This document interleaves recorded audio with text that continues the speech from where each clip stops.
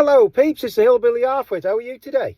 What we're going to talk about today is the climate and how this environmental movement basically started. Now, I'm 53 years old and I've seen it all happen. And lots of people really don't understand what's happened.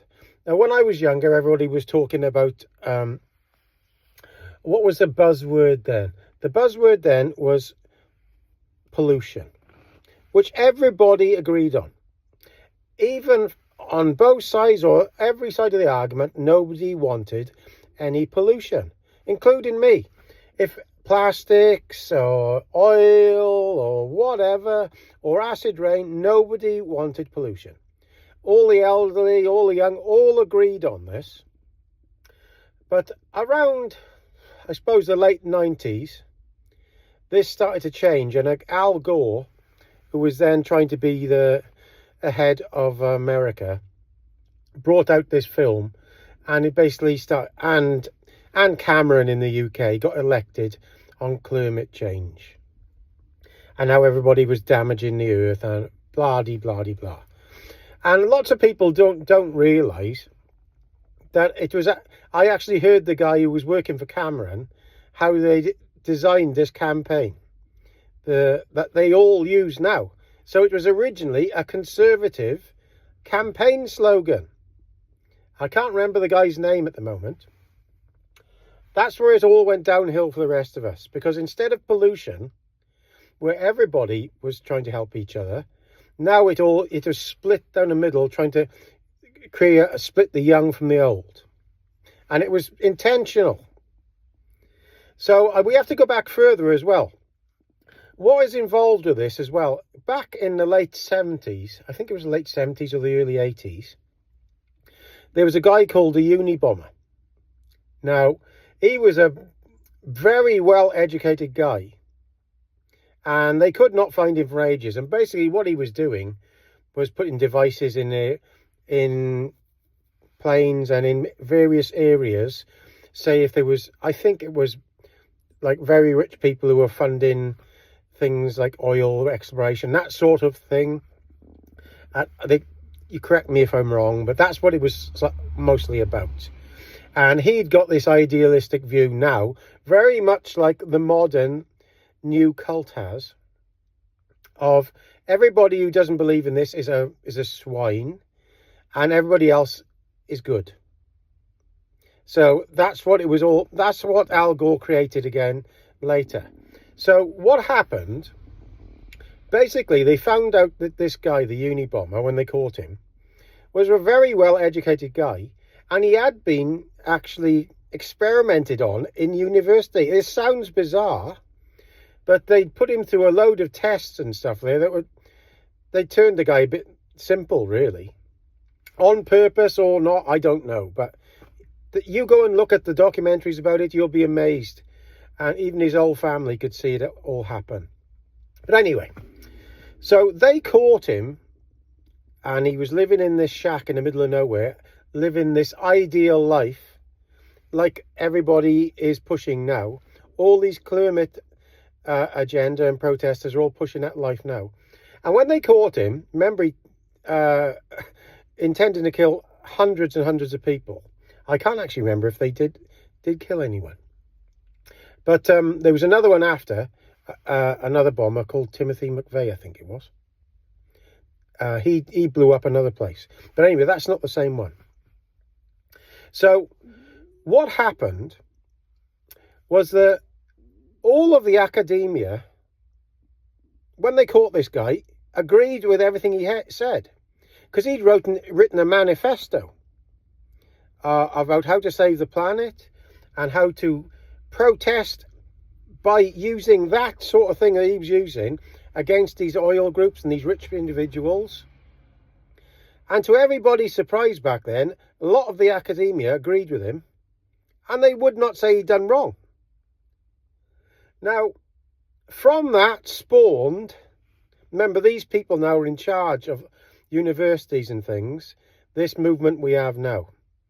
And then you have another one called, like the Sea Shepherd. They were the guy in charge of that is an absolute lunatic. Don't get me wrong, what they've done has stopped whaling and things. But the way they were doing it was basically through force.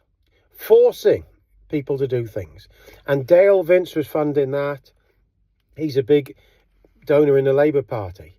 But this has got this movement now. This movement, the climate movement I call it now, has all stemmed from that. And it's all run by a lot of radicals, extremists on the left, on the far left of society. Now, these people have aligned with Muslim extremists. So they're not only are they like that, they're anti-Israel as well. And this has all happened during the latter part of my life. The last 30 years of my life, I've been watching TV and looking at everything, and I'm going, what on earth is going on? I'm actually seeing the same manifesto that the Unabomber had, that he wrote himself, in lots of political parties now.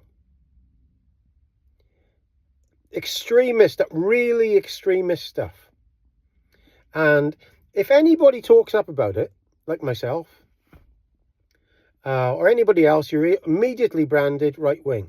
When I was growing up in the first part of my life, everybody was against pollution, which is a fantastic thing. Nobody wants to pollute anything, but it doesn't suit their cause.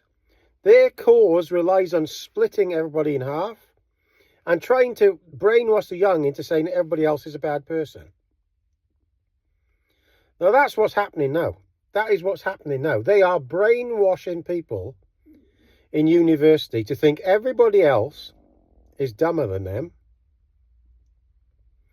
Everybody else is trying to destroy the planet, and everybody else is a Nazi. And if you don't agree with them, they will not debate you. I've had several debates with people online, and you can tell when you've won a debate, they start calling you names. It always happens the second text in or whatever, because they can't handle proper debate. So what the worrying thing is lots of young girls now are like this. They're creating these really mad academic protesters in university. And they've been doing this through my life. And they are in positions of power. They're in positions of power in the UK, in the civil service, and in politics. And they're really radically dangerous people. It's crazy to think that in such a short time, people have turned on their own selves. It's mad. It's absolutely mad. I'm not a radical or anything. I've just got old school views, which all the parties held when I was in my 20s. Everybody had secure borders. Everybody wanted to stop pollution of any kind. And nobody wanted to take the freedoms off people.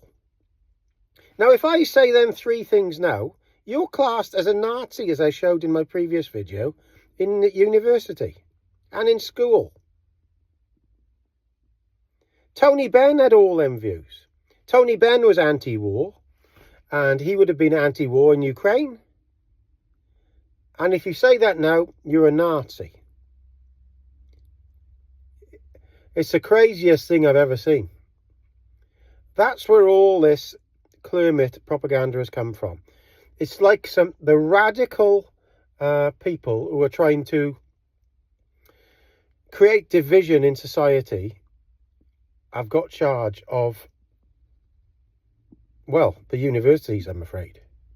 So, there we are. So that's how it's all happened, people.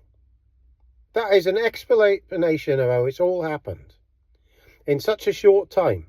And I can see how it all happened in Nazi Germany. I couldn't have 20 years ago.